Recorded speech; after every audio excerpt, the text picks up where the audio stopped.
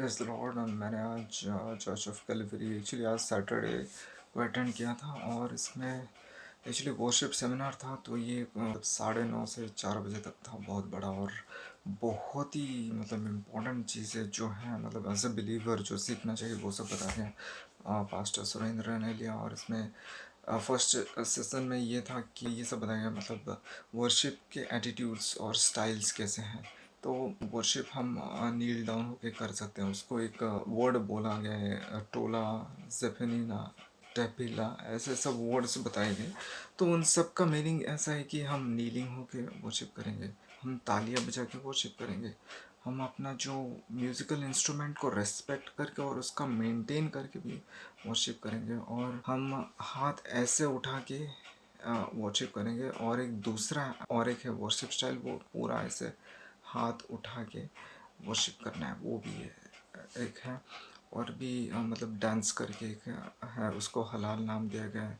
और भी worship styles हैं, जैसे प्रेयर्स को वर्शिप बना देना, और जो स्क्रिप्चर्स में लिखा गया उसको वर्शिप बना देना, वो भी एक स्टाइल का वर्शिप है। तो ये सब है। और सेकंड सेशन में ये बताया कि जो प्रभु यीशु अगर चाहते तो हम लोगों को देखते हैं हम पाप में डूबे हुए हैं तो वो छोड़ देते हैं, ये लोग पापी हैं इनको मरने दो।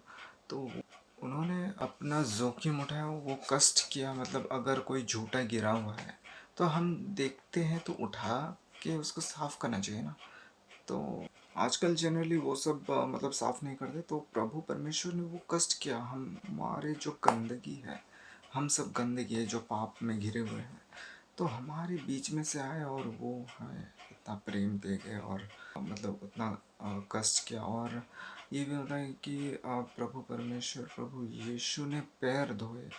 तो अगर आप नहा के भी जाओगे ना पैर धोगे क्यों, ये आपको बताऊंगा बाद में। तो इसमें ये बताया कि जो टैबरनेकल था, टैबरनेकल का जो कंस्ट्रक्शन था, तो उसी में भी मतलब ये नया जो वर्शिप कैसे करना है आजकल के जो स्टाइल में, वो भी बताया गया है।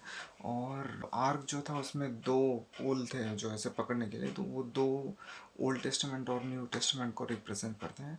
तो टैबरनेकल में आता है जो पहला जो गेट है, गेट में अगर हम आते हैं चर्च गेट में, तो इसका मतलब ये भी है कि चर्च गेट में जब हम आते हैं तो हम थैंक्स गिविंग के साथ आना चाहिए। और कोड में जब सामने और थोड़ा आते हैं तो हमें प्रेज के साथ आना चाहिए। और उसके बाद जो होली प्लेस आता है, उसके बाद मोस्ट होली प्लेस। तो होली प्लेस और में आके एक्चुअली हम कोड में ही आके हम अपना बॉडी को खो देते हैं, मतलब लिटरली नहीं। तो हम जो बॉडी है, जो सांसारिक जो फ्लैशली डिज़ायर्स है, उसको हम भूलना चाहिए।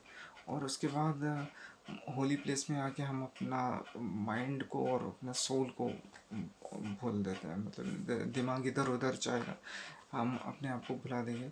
और मोस्ट होली प्लेस में हम अपने आप को समर्पण कर देंगे। वो ऐसा एक पल रहेगा कि हम रोएंगे और वर्ड्स अपने आप आएगा, वो प्रभु परमेश्वर स्वर्ग से बोल रहे होंगे, उन्हीं का वर्ड होगा, हमारा खुद का नहीं। तो ये मतलब वर्शिप का स्टेज होता है और इसमें बहुत कुछ बताया, बहुत डिटेल में। जैसे वो ब्रोंज ऑल्टर रहता है तो उसमें खून लपेटा जाता है, मतलब एक शीप का मतलब काट के, तो शीप को का फ्लेइंग किया जाता है, मतलब उसका स्किन निकालना चाहता है। स्किन का मतलब ये होता है कि हम ये हैं, ऐसे टाइप के क्रिश्चियन हैं, कैथोलिक, पेंटिकॉस्ट, ये सब हमें नहीं देखना है। We all are one.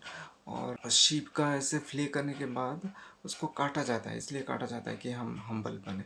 Humble बनने के बाद हम मतलब अपने आप को खोना चाहिए, अपने आप को सेक्रीफाइस करना चाहिए।